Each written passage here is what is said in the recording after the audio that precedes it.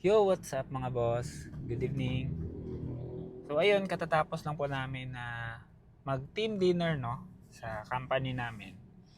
And because of that, yan yung magiging topic natin. So ayun guys, sa mga computer store owner dyan, sa mga computer technician, at tapos meron na kayong sinimulan ngayon na negosyo at syempre posible no na umabot na rin sa punto ng pagninegosyo nyo na nagtatanong kayo kung paano natin ma-retain yung mga tauhan natin na tatagal sila sa company natin. Alam nating lahat guys na yung mga tauhan natin, sila yung isa sa rason bakit tatagal yung computer store business natin. Kaya kailangan natin silang alagaan din. Dapat mga boss ay ma-feel nila no na well appreciated sila, happy sila sa company. At syempre mga boss, maganda yung dynamics nila sa loob ng company. One way para makuha natin yan is through company outing, team building, company eat out. Ayun. So ngayon, yung ginawa natin is company eat out muna. Company dinner.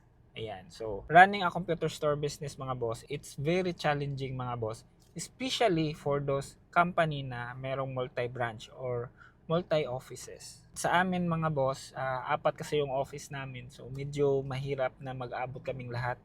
Most probably is during Christmas, ayan, during party. So, kaya kailangan nating hanapan ng paraan para magkikita-kita silang lahat. Kasi importante yung dynamics ng mga tao natin eh.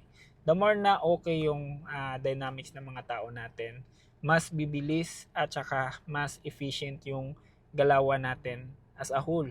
So ngayon, kaya it's very important mga boss na meron tayong company dinner, company eat out, paminsan-minsan no. Hindi siya requirement mga boss na everyday. Hindi rin requirement na lalabas kayo. Depende lang din kung meron kayong budget. Pero kahit na nasa office lang kayo, pwede na rin yun. At least meron silang pagsasaluhan. Yun lang naman eh. Ang importante kasi doon mga boss is yung banding nila. Through that banding mga boss, doon nabubuo yung magandang dynamics ng mga tauhan natin.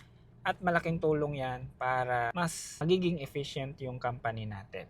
So ayun lang mga boss no. I would suggest na mag-invest din tayo sa mga ganito, company dinner, company outing, or company eat out, or team building. Ayan, importante talaga yan para ma-retain natin yung mga employees natin. At para no, mas maging matatag yung dynamics ng mga tauhan natin.